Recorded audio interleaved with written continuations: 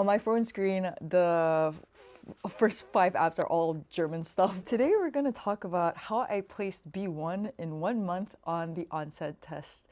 I couldn't even say that straight. Hi, my name is Wani. I'm a philosophy student at La Sorbonne. And yeah, just the breakdown of this video. First, I'm going to talk about what I used.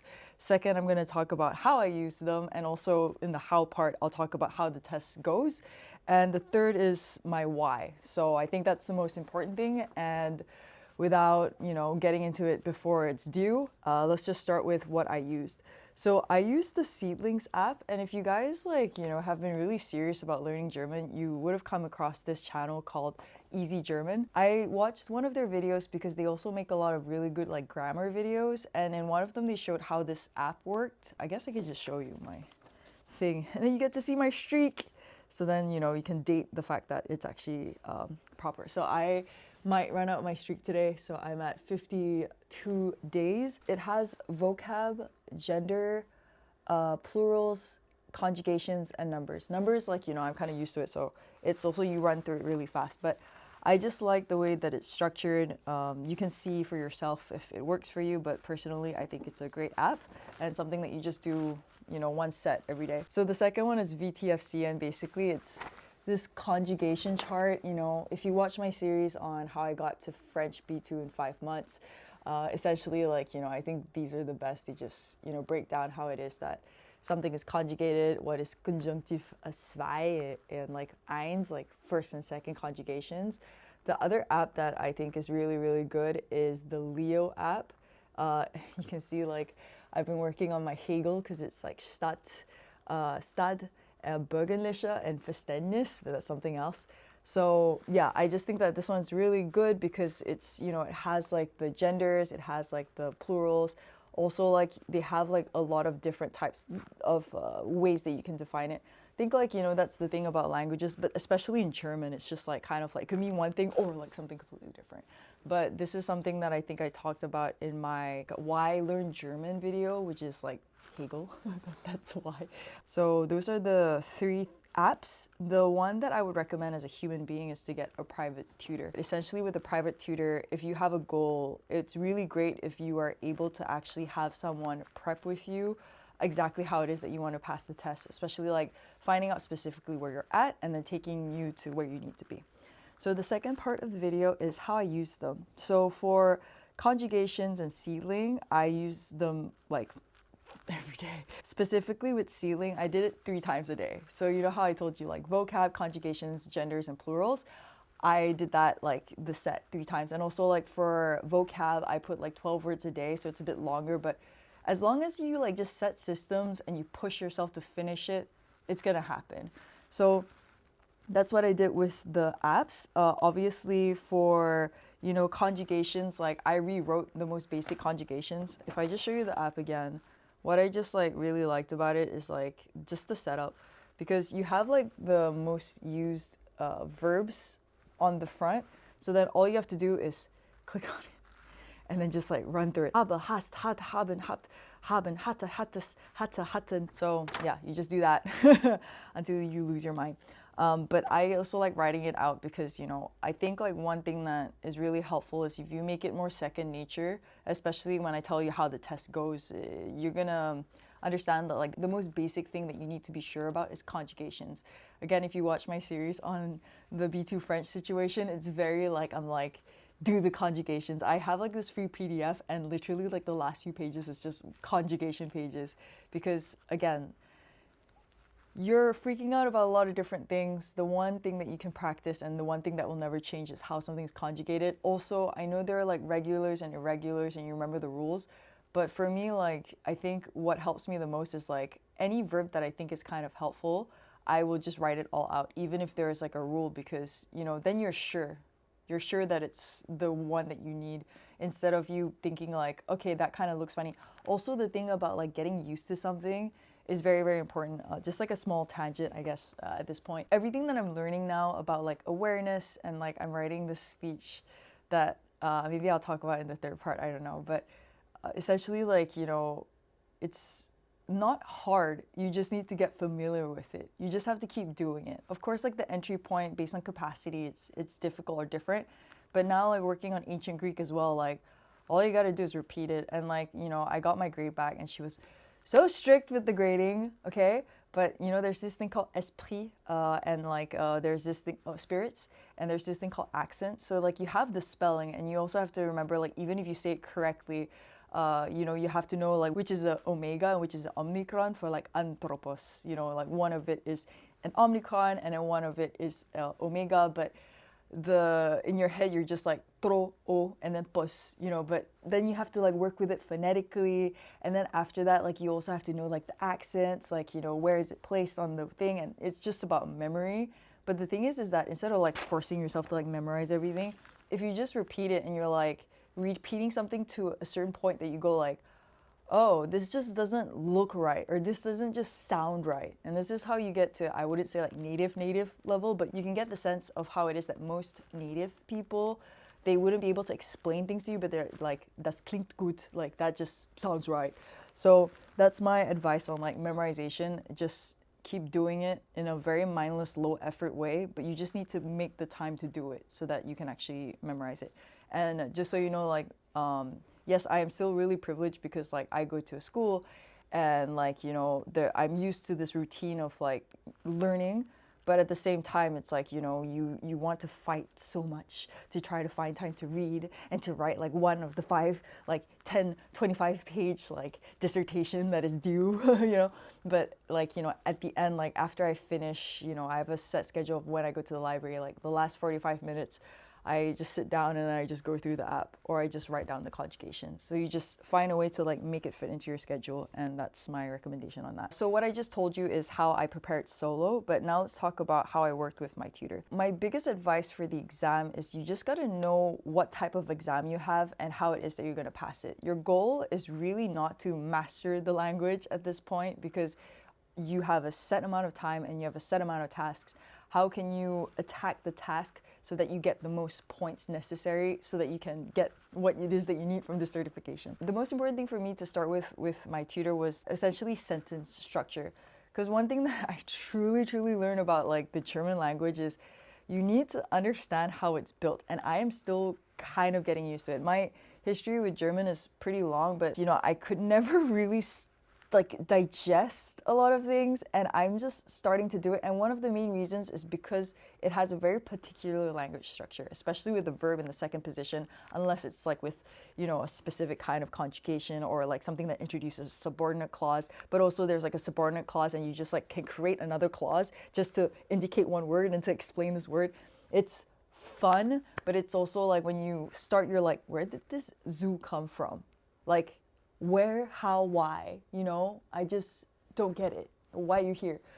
But it's just, I think for me, I just said to myself, like, you just got to be familiar with the situation. That being said, like, you know, you won't be able to answer or write or do anything unless you know why things are placed the way that they are, and basically it's grammar.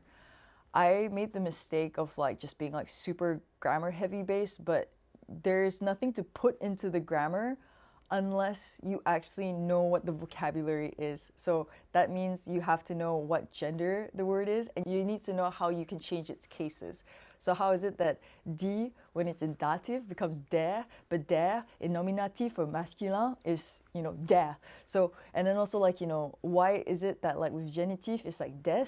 You know, it's all this stuff. You just have to like be used to it or get used to it. So here's my casserole, which basically covers all of that, plus being able to tell where it is that the adjectives take an N at the end, which by the way, just quick tip, it is with the dative and the genitive, you always have an N. Okay, coming back.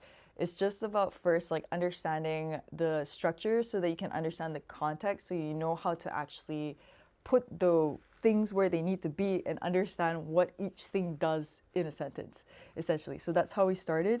And then after that, you know, she got me to translate sentences, which was really helpful as well, because I mean, on the one hand, it was really difficult because we were working in French and I was just like, what is the French language structure? Like, I was so tired in like ancient Greek. I was like writing on the board like this translated sentence, and I like scratched the board, and like the professor was just like, you know what, like writing with chalk is an art. It's just like a lot of people were like screeching the board because we were writing like really long sentences, and I was so tired. I didn't even say like, oh désolé, excusez-moi, pardon. I was just like, I am so sorry, because it was so loud and so painful. What I was just trying to say is that, like, you know, translating sentences is very helpful, because then you can actually see, like, you know, okay, it doesn't translate directly, but you kind of show to yourself how it is that you understand the whole structure of the sentence.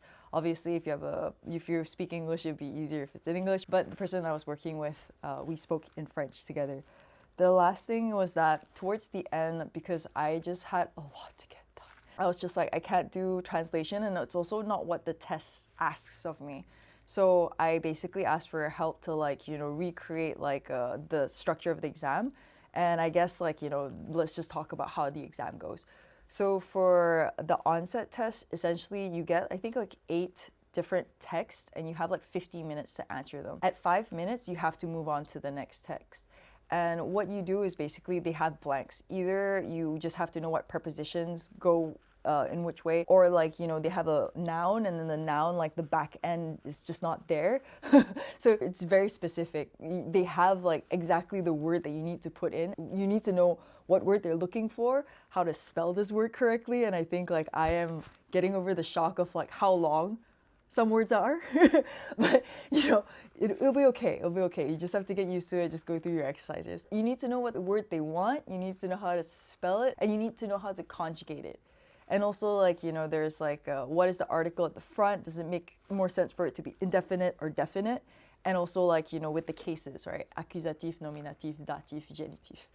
So with all of that in mind, also like understanding that if it is a specific preposition that introduces a dative or accusative is extremely important, or a genitive, or some, like, you know, words, I don't know what they're called, but, you know, it's kind of like if you say like waren, that word introduces a genitive. Why? Because it just does. So yeah, that is the task of the exam. So you have 8 of those, and they're of different difficulties. Towards the end, we just focused on creating these mock exams. I think, like, the only thing was that we weren't able to actually create like enough so that I can get the whole round of the vocabulary. We focused mainly on like a theme that was based on the sample test that's available. I'll put the link down below if you want to know what the OnSET is. The one thing that you should know, and I wasn't actually expecting it, because I was expecting like an email afterwards with my result, but as soon as you're done, you see your grade. And when I saw my grade, I literally like almost cried, because I was so tired. I was like, you know, I forgot to actually even like have my password there, but the person was like so nice, like, you know, he's just like tried to figure out. You know what happened? I had my name inversed. I put my Vorname where my Nachname was supposed to be, and that's why, like, I couldn't log in and make a new password. But it worked out, and I got B1, and I needed A2. And it was insanity. Okay, and now I'm going to move on to the third section, which is the why. Is that I wanted to do this exam because I'm actually going to go for my first conference in a few days. Thank you very much, Marcus, for this intriguing presentation. I'm looking forward to discuss it. And now let's go to our next panelist. Wani Wee, correct? Yes. She's a student of contemporary philosophy at the Sorbonne in Paris, and the creator of the YouTube channel Monologue, where she discusses philosophical questions in a way that is at once playful, personal, but also philosophically substantial. The channel has currently over 8,800 subscribers and nearly 230,000 views, which, just to clarify for people like me who are not digital natives, is quite an impressive number and makes her a significant intermediary between academic thinking and the broader social media public, I would say. In addition to her philosophical work, Wani has published 2 books of fiction, Navy Prison of 2023 and The Illusion of I Love You, 2025. Also, she has a project with postcards that, if I'm correct, she brought to the conference and are at the book table, right? Yes. The work most directly linked to the topic of today's conference is a video on Žižek and the threat of new media, where she engages with the plague of fantasies by Žižek in order to also reflect upon her own role as what you could call an influencer, what that actually means for her own production of knowledge, as well as for the production of our collective sense of reality. Today, however, she will talk about the theater of teaching. I'm very curious what that means. And yeah, it's a great pleasure to have you here with us today. The floor is yours. Thank you. It's a multilingual conference, and one of the main languages is German. So I was just like, if I'm gonna go, I really want to be able to participate in the discussion. Maybe not like, obviously like, you know, couramment, like not fluently, but just not completely be lost and like get something out of it as well. So this year, even though like last year I was only level 2, but to be honest, I talked to a friend who was in the same class as me, and he was just like, we are like A1.0 or A1.1, because like our school kept shutting down because of la grève, like manifestation, what's that called? Protests, yeah, protests. And yeah, but I was just like, look, I've been working on this language like on and off for a really, really long time, because if you saw my last video, you will know that I've actually spent quite a lot of time in Germany, mainly Berlin. And I was like, I have to do something, like I have to move to the next step. I tried like this personal language challenge, and you can watch this series that talks about how it is that I actually failed at the end, because I was just really, really like, it was a very, very difficult time for me in terms of university. Like just work-life balance, study balance was just really not possible for me. But it's also because I have a very high standard of what it is that I want to get done with university and my work. But all that being said, like I wasn't able to actually achieve my goal of being able to read German within a month, which is already a crazy goal, because I was doing that like alongside with picking up my Italian and also like working on my French. So all that being said, it was that I was at this point that I was like, I really need to do something different. I really need to have something, a goal that is strong enough for me to go like, okay, I have to improve my German. I just need to do this now, because this is a waste of my time to constantly remain in this area. So what I did was that last year I finished level 2, and I got a really good grade for it, because again, it wasn't that difficult. I got a really good grade. I personally didn't think it was that difficult, but objectively, I wouldn't say everyone would say the same. So this year I was just like, where do I need to be? And I decided, and also it was really good for my schedule, I decided to jump to level 4. So I skipped level 3. And by the way, my level 2 felt like a level 1 anyway. So I jumped, and the first few days I was just panicking. I was like, I'm gonna fail my class. I'm gonna fail everything. But here I am, and I'm not going to change. I'm just gonna make this work. Very like, to learn how to swim, you just jump in a river and you don't sink. And I didn't sink. I asked my professor at some point, because I was just like overwhelmed by a lot of different things, and you know, she just looked at me, she's like, you know, you made this choice. And I was like, But the good thing about this professor was that she actually introduced us to this scholarship called the DAD. And basically the scholarship would pay for your month in Germany of a university of your choice. Well, they say like pick your top 3, but I only picked 1 because I was very specific, and I targeted this university for a specific reason. And basically I had 1 month, and I needed to pass this test. I needed to get like A2 on OnSET. So the OnSET test is like 10 or 15 euros compared to like the Goethe Institute test, the Goethe test. Which also the Goethe test is very, very much more demanding, I think, because you have to do like the 4 sections, the same as the B2, like speaking. Oh, but there's this a specific other thing, which is like you have to read. So like pronunciation and also like rhythm and pace, which you didn't have to do for French. But I'm not going to talk too much about Goethe because I'm not really familiar with it. But like I said, the OnSET was just answering 8 texts. It's difficult in its own way because, you know, at least for the other one, you can, you know, move around with the vocabulary, and you can, you know, I wouldn't say like fudge your way through because it's still German, but with the OnSET, you either have the answer or you don't. There's no middle ground. There's like one spelling mistake, you lose a point. What I wanted to say was like, I had a larger goal of, okay, I want to be able to be a good listener during this conference that I'm attending. And I thought that I have to force myself or put myself in this position of like, you know, I also do not want to fail because my grades are extremely important because in academia, like, you know, say whatever you want, recommendations or whatever, but your grade is literally the strongest indicator of if anyone's even going to have any interest. It's like the basic minimum if you want to keep competing on a certain level. So I was like, I'm going to put myself in a situation where I'm not going to allow myself to get a bad grade. Not even like fail or pass. Like I have to get an above average grade. And then when the opportunity that came to study in Germany and have it paid by an institution, I was just like, I need to try. You know, I don't know if I'm going to get it, but I need to try. So then I put myself to this task of like, I'll finish this in a month.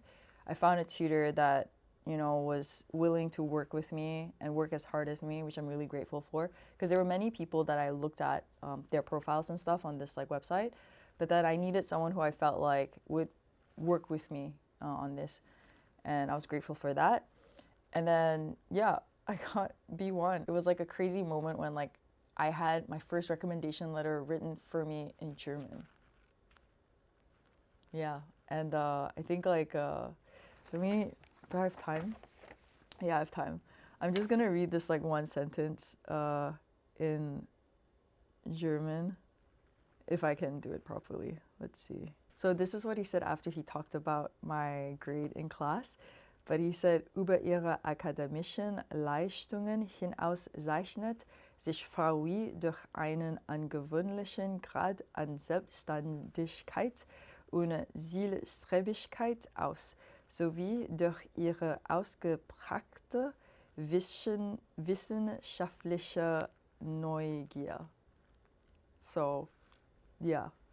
I have 7 minutes before I have to leave for class, but I just thought that I would share that. I wouldn't say like part of my why was to get someone to write about my character in German like that, but I'm just really grateful. I think there was this one thing that I read by Luhmann or Schrödinger about how it is that we learn based on like adapting and based on survival.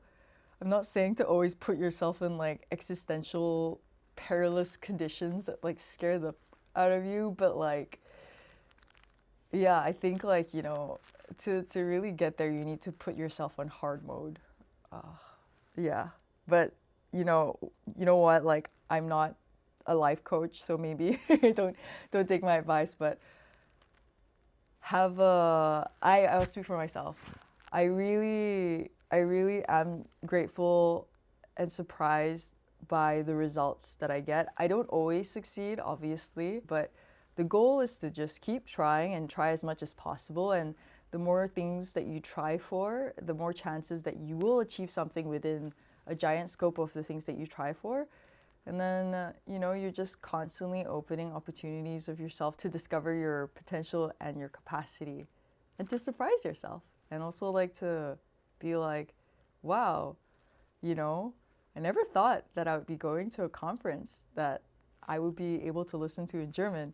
Wow, I never thought that I would apply for a scholarship to study in Germany ever since I really didn't like my time in Berlin, but I didn't apply for Berlin.